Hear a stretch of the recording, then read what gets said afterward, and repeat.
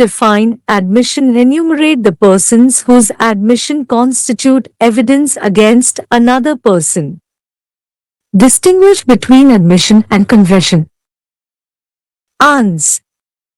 Section 17 to 23 of Indian Evidence Act deal with admission. Section 17 to 20 provide as to what is admission and by whom an admission can be made. Section 21 provide as to which party to a proceeding can use admission. Section 22 excludes oral admission as to contents of a document, and Section 23 deals with relevancy in civil cases of admission made upon an expressed condition that it shall not be given in evidence. Section 17 has defined admission as a statement, oral or documentary, which suggests any inference as to any fact in issue or relevant fact, and which is made by any of the persons and under circumstances hereinafter mentioned. Section 18 to 20 provide as to by whom and in what circumstances an admission can be made. By reading together the provisions of Section 18 to 20, it is clear that admission made by following persons is relevant. I. Statement made by party to proceeding or 2. Statement made by agent to party to proceeding whom the court regards under the circumstances of the case as expressly or impliedly authorized by party to make. 3. Parties to suit, suing or being sued in representative capacity if the party making the statement held that representative capacity while making the statement.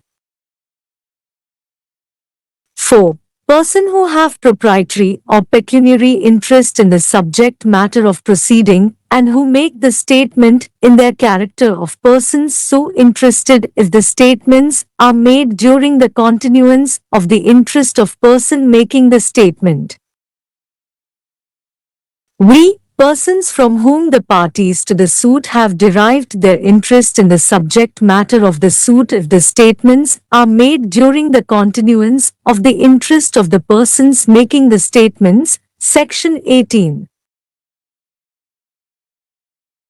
6. Person whose position and liability it is necessary to prove as against any party to suit if such statements would be relevant as against such persons making the statement in relation to such position or liability in a suit brought by or against them if such statements are made while the person making them occupies such position or is subject to such liability. Section 19.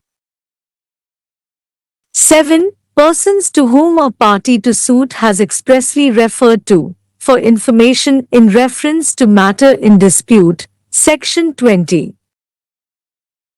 In Thiru John V., Returning Officer AIR 1977, SC 1724, it was observed by Supreme Court that an admission if clearly and unequivocally made is substantive evidence in view of Section 17 to 21 of Indian Evidence Act, though they are not conclusive proof of the matter admitted, and shifts the onus onto the maker on principle that what a party himself admits to be true may reasonably be presumed to be so until the presumption is rebutted.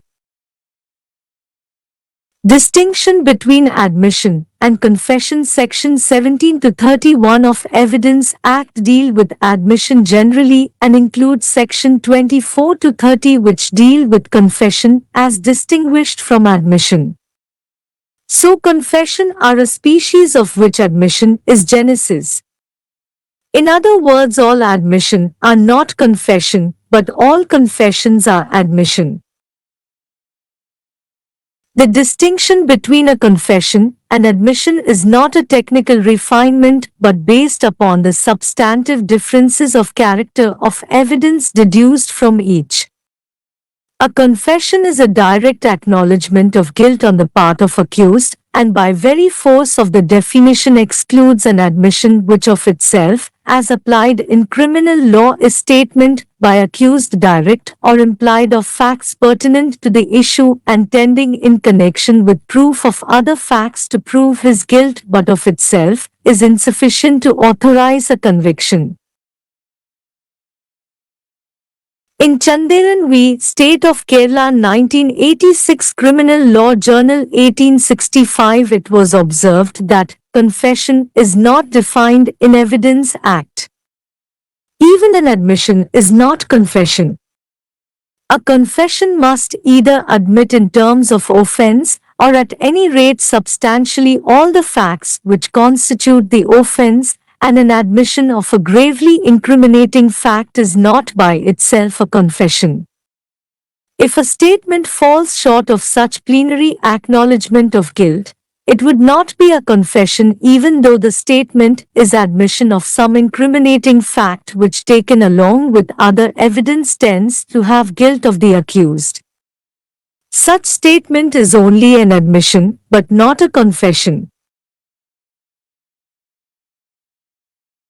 Thus the acid test which distinguishes a confession from an admission is that where conviction can be based on statement alone, it is a confession, and where some supplementary evidence is needed to authorize a conviction then it is an admission. Ram Singh v. State 1959 Cre.L.J.